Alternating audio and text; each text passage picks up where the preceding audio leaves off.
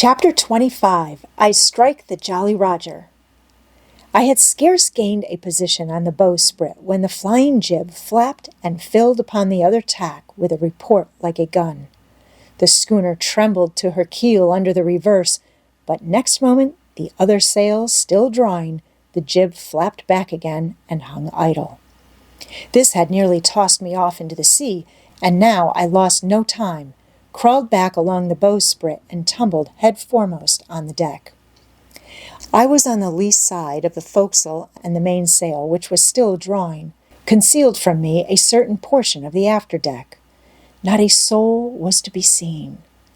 The planks, which had not been swabbed since the mutiny, bore the print of many feet, and an empty bottle, broken by the neck, tumbled to and fro like a live thing in the scuppers. Suddenly the Hispaniola came right into the wind. The jibs behind me cracked aloud, the rudder slammed to, the whole ship gave a sickening heave and shudder, and at the same moment the main boom swung inboard, the sheet groaning in the blocks, and showed me the lee after deck. There were the two watchmen, sure enough, Redcap on his back, as stiff as a handspike, with his arms stretched out like those of a crucifix, and his teeth showing through his open lips.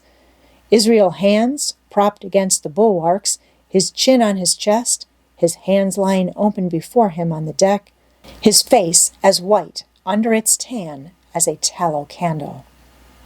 For a while the ship kept bucking and sidling like a vicious horse, the sails filling, now on one tack, now on another, and the boom swinging to and fro till the mast groaned aloud under the strain. Now and again, too, there would come a cloud of light sprays over the bulwark, and a heavy blow of the ship's bows against the swell. So much heavier weather was made of it by this great rigged ship than by my homemade lopsided coracle, now gone to the bottom of the sea.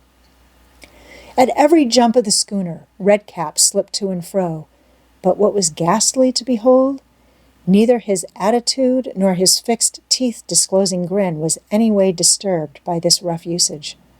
At every jump, too, Hands appeared still more to sink into himself and settle down upon the deck, his feet sliding ever the farther out, and the whole body canting towards the stern, so that his face became little by little hid from me, and at last I could see nothing beyond his ear and the frayed ringlet of one whisker.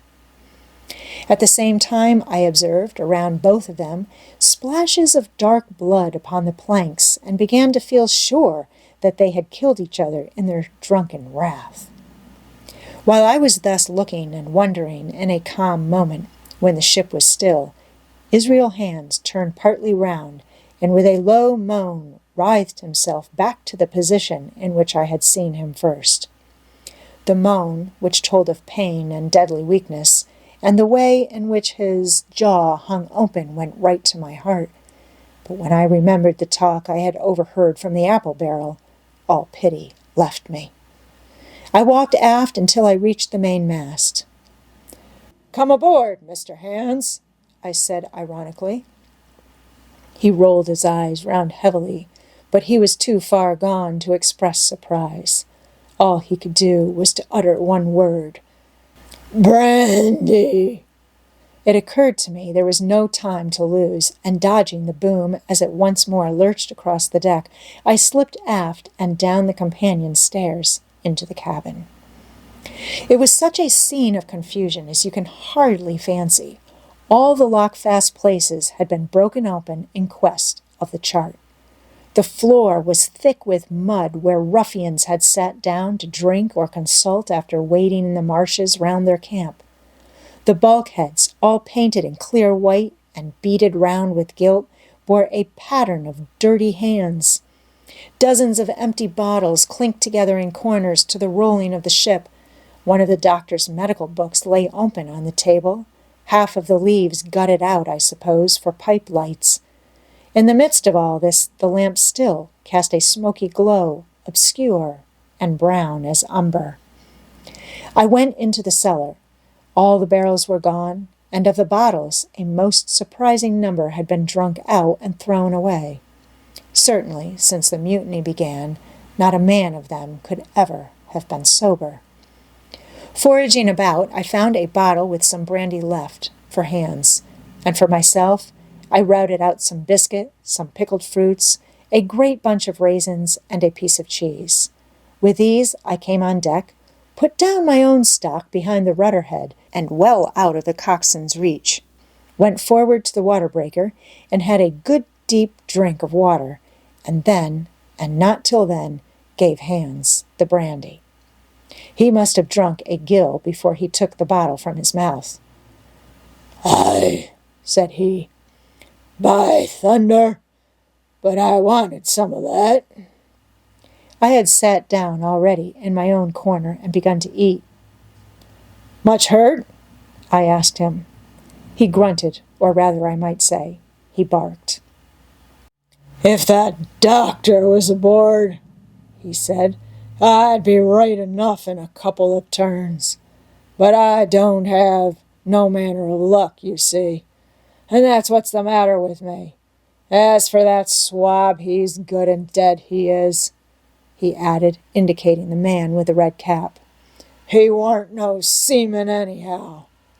And where might you have come from?" "Well," said I, "I've come aboard to take possession of this ship, Mr. Hans, and you'll please regard me as your captain until further notice." He looked at me sourly enough, but said nothing. Some of the color had come back into his cheeks, though he still looked very sick, and still continued to slip out and settle down as the ship banged about.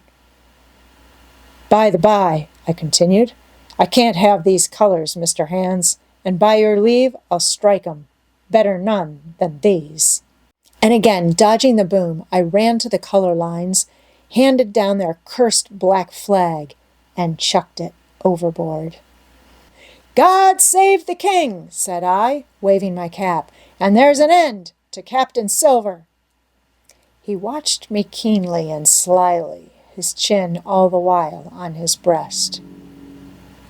"I reckon," he said at last, "I reckon, Captain Hawkins, you'll kind of want to get ashore now.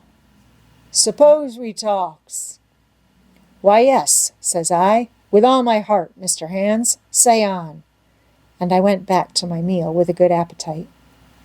"This man," he began, nodding feebly at the corpse, "O'Brien were his name, a rank Irelander. This man and me got the canvas on her, meaning for to sail her back. Well, he's dead now, he is, as dead as bilge. And who's to sail this ship? I don't see. Without I gives you a hint, you ain't that man, as far as I can tell.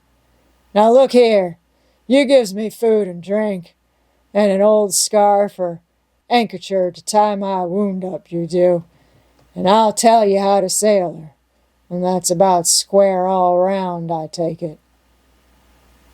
"I'll tell you one thing," says I. "I'm not going back to Captain Kidd's anchorage. I mean to get into North Inlet and beach her quietly there." "To be sure you did," he cried. "Why, I ain't sich an infernal lubber after all. I can see, can't I? I've tried my fling, I have, and I've lost. And it's you has the wind of me. North Inlet? Why, I haven't no choice. Not I.